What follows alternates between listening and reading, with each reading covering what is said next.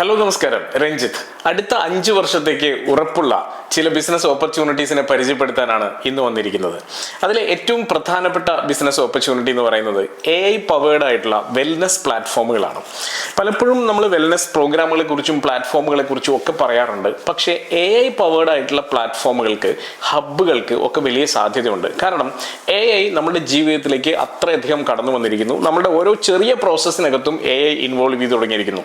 അതുകൊണ്ട് തന്നെ നമ്മൾ ന്യൂട്രീഷൻ എടുക്കുന്ന സമയത്ത്, ഡയറ്റ് പ്ലാനുകൾ എടുക്കുന്ന സമയത്ത്, നമ്മുടെ ഫിറ്റ്നസിന്റെ കാര്യത്തിൽ ഫോക്കസ് ചെയ്യുന്ന സമയത്തൊക്കെ അവിടെ AI-യുടെ സഹായം തേടേണ്ടി വരും. ഇതിന് പലതരത്തിലുള്ള വെയറബിൾ ഡിവൈസസ് ഇന്ന് അവൈലബിൾ ആണ്.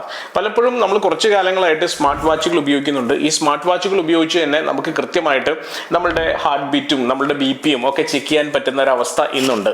അപ്പൊ കൃത്യമായിട്ട് നമ്മളുടെ ഒരു മെഡിക്കൽ കണ്ടീഷൻ അനലൈസ് ചെയ്യുന്നതിനും അതിനെ ബേസ് ചെയ്തുകൊണ്ട് നമുക്ക് പലതരത്തിലുള്ള പ്ലാനുകൾ ഉണ്ടാക്കി തരാനും ഇത്തരത്തിലുള്ള പ്ലാറ്റ്ഫോമുകൾ ഉപയോഗിക്കും.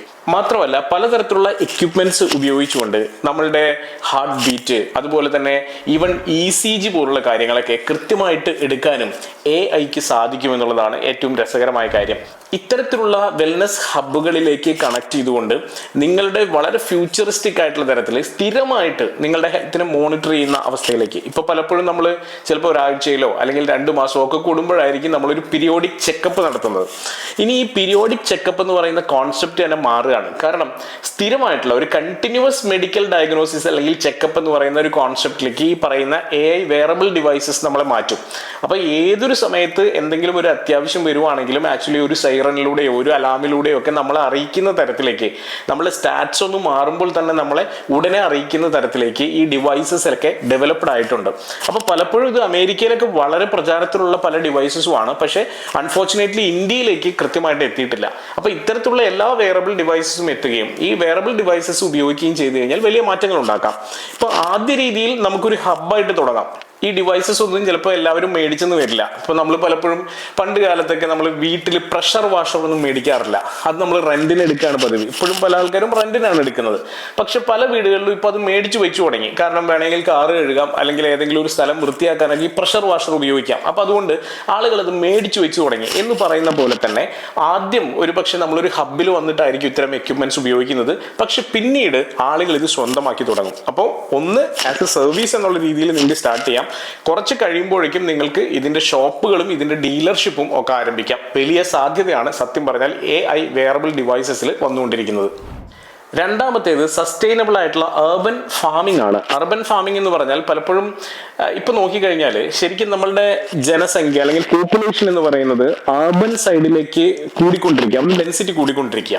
ഇപ്പൊ കൊച്ചി പോലുള്ള ഒരു പട്ടണത്തിൽ, കോഴിക്കോട് പോലുള്ള നഗരത്തിൽ ഒക്കെ പോപ്പുലേഷൻ കൂടിക്കൊണ്ടിരിക്കുന്നു. സമീപ പ്രദേശത്തുള്ള ഗ്രാമങ്ങളിൽ നിന്നൊക്കെ ശരിക്കും ആൾക്കാർ ഇവിടെ വന്നിട്ട് ഇവിടെ ഡെൻസിറ്റി കൂടിയിരിക്കുക. അവിടെ പക്ഷെ കൃഷി ചെയ്യാനൊന്നും നമുക്ക് സൗകര്യങ്ങളില്ല. അപ്പോൾ ടെറസ് ഫാമിംഗ് പോസിബിൾ ആണ്, ഹൈഡ്രോപോണിക്സ് പോസിബിൾ ആണ്.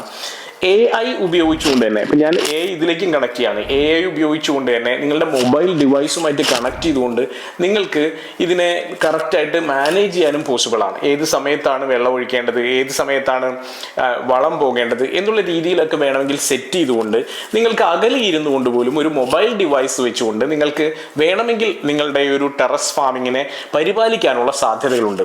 അപ്പോൾ ഇത്തരത്തിലുള്ള സർവീസുകൾ സെറ്റ് ചെയ്തു കൊടുക്കുന്ന ആളുകൾക്ക്, അതായത് ഒരു ടെറസ് ഫാമിംഗ് അല്ലെങ്കിൽ ഒരു ഹൈഡ്രോപോണിക്സ് രീതി അല്ലെങ്കിൽ ഒരു അക്വാപോണിക്സ്, ഇതൊക്കെ സെറ്റ് ചെയ്ത് കൊടുക്കുന്ന ആളുകൾക്ക് നല്ല ഡിമാൻഡാണുള്ളത്.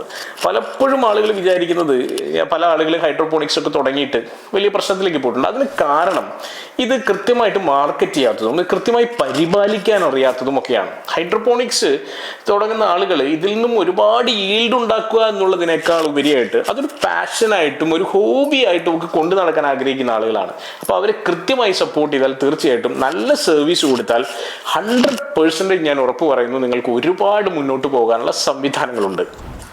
അടുത്തത് മെറ്റാവേഴ്സ് റിയൽ എസ്റ്റേറ്റ് എക്സ്പീരിയൻസസ് ആണ്. റിയൽ എസ്റ്റേറ്റ് നമുക്കറിയാം കുറച്ചു കാലമായിട്ട് കുറച്ച് സ്റ്റക്കൊക്കെയാണ്. പലപ്പോഴും നമ്മൾ റിയൽ എസ്റ്റേറ്റിന്റെ കാര്യത്തിൽ ടെക്നോളജി ഒക്കെ വന്നപ്പോൾ, ഗൂഗിൾ എർത്ത് ഒക്കെ വന്നപ്പോൾ നമുക്ക് ഗൂഗിൾ എർത്ത് ഒക്കെ വെച്ചുകൊണ്ട് സ്ഥലങ്ങളൊക്കെ ഐഡന്റിഫൈ ചെയ്യും, മാർക്ക് ചെയ്യും ഒക്കെ ചെയ്യാൻ പറ്റുന്ന സംവിധാനങ്ങൾ, ഈവൺ അളക്കാൻ പോലും പറ്റുന്ന സംവിധാനങ്ങളൊക്കെ വന്നു കഴിഞ്ഞു. പക്ഷേ ഇപ്പോൾ അതിനപ്പുറത്തേക്ക് ഒരു മെറ്റാവേഴ്സ് കോൺസെപ്റ്റിലേക്ക് അത് വന്നിരിക്കുന്നു. എന്ന് പറഞ്ഞാൽ ഈ വലിയ വെയറബിൾ ഡിവൈസസ് ഒക്കെ ഉപയോഗിച്ചിട്ട് നമുക്ക് ശരിക്കും ആ ഒരു സ്ഥലത്ത് പോയി നിന്ന് കാണുന്ന ഒരു അനുഭൂതി ഉണ്ടാക്കിയെടുക്കാൻ സാധിക്കും. അപ്പൊ അത്തരത്തിലുള്ള സ്റ്റുഡിയോസിന്റെ സാധ്യതകൾ കൂടിയിരിക്കുകയാണ്. അപ്പൊ നമ്മൾ വെറുതെ ഇനി ഒരു റിയൽ എസ്റ്റേറ്റ് കമ്പനി നടത്തുക എന്നുള്ളതിനേക്കാൾ ഉപരിയായി ഇനി AI പവേർഡ് ആയിട്ടുള്ള ഈ മെറ്റാവേഴ്സ് റിലേറ്റഡ് ആയിട്ടുള്ള കാര്യങ്ങളുമായിട്ട് കണക്ട് ചെയ്തുകൊണ്ടുള്ള റിയൽ എസ്റ്റേറ്റ് എക്സ്പീരിയൻസസ് നിങ്ങൾക്ക് കൊടുക്കാൻ സാധിക്കുകയാണെങ്കിൽ വലിയ മാറ്റങ്ങൾ നമുക്ക് ഉണ്ടാക്കിയെടുക്കാൻ പറ്റും. കാരണം കേരളത്തിൽ തന്നെ ഉള്ള ഏറ്റവും നല്ല ടെക്നിക്കൽ ഓറിയന്റഡ് ആയിട്ടുള്ള റിയൽ എസ്റ്റേറ്റ് കമ്പനി എന്നുള്ള പേരിലേക്കൊക്കെ നമുക്ക് കടന്നു വരാൻ കഴിയും. അപ്പോൾ ഓൾറെഡി ഉള്ള റിയൽ എസ്റ്റേറ്റ് കമ്പനികളാണെങ്കിലും ഇത്തരത്തിലുള്ള ടെക്നോളജീസിൽ ഇൻവെസ്റ്റ് ചെയ്യണം എന്നുള്ള കാര്യത്തിൽ ഒരു സംശയമില്ല കേട്ടോ. അല്ലെങ്കിൽ എത്രയും പെട്ടെന്ന് തന്നെ നിങ്ങൾ പതുക്കെ ഫീൽഡിൽ നിന്ന് ഔട്ട് ആവാനുള്ള സാധ്യതയുണ്ട്.